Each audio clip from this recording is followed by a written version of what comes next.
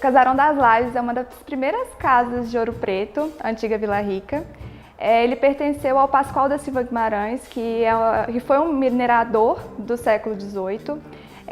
Ele foi um dos homens mais ricos de Minas Gerais e foi responsável pelo processo de mineração presente naquele momento.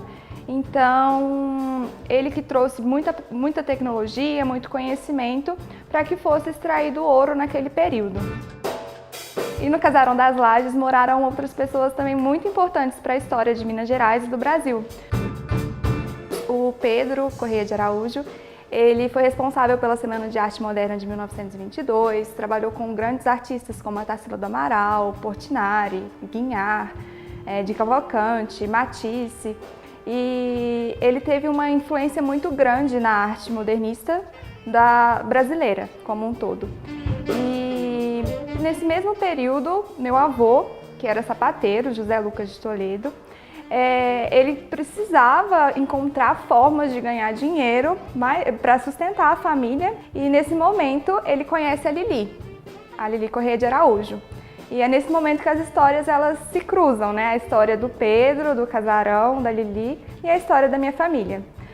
Nesse momento a Lili apresenta para o meu avô o que ela gostava de arte, de antiguidades, e meu avô ele começa a pesquisar, estudar e procurar, tanto em Ouro Preto, que é a nossa cidade, como em distritos, outras cidades vizinhas, esse tipo de mobiliário artístico, mobiliário colonial do século XVIII, XIX, e começa a vender esses móveis para a Lili.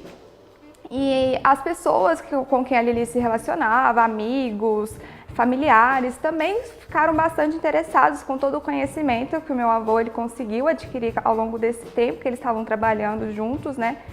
E começou a crescer esse comércio, né? Meu avô começou a prestar alguns serviços para a Lili, de restauração de móveis e objetos, e também alguns serviços na casa. E meu pai, como era criança, ele precisava ficar com meu avô, porque minha avó trabalhava fora. Então a Lili, ela era uma senhora dinamarquesa muito fina e ela não gostava muito de crianças. Então ela não deixava que meu pai entrasse na casa. A casa tinha muitos objetos de arte, muita decoração, muitas coisas antigas. Então ela tinha medo que meu pai entrasse e estragasse, quebrasse alguma coisa. Então meu pai sempre teve muita curiosidade sobre a casa, mas ele nunca pôde entrar na casa. E com o passar dos anos, meu pai e meu avô continuaram trabalhando com antiguidades, com arte, e começaram a restaurar casas, restaurar móveis, e foi crescendo até que a gente conseguiu reunir um acervo muito significativo de objetos de arte, decoração.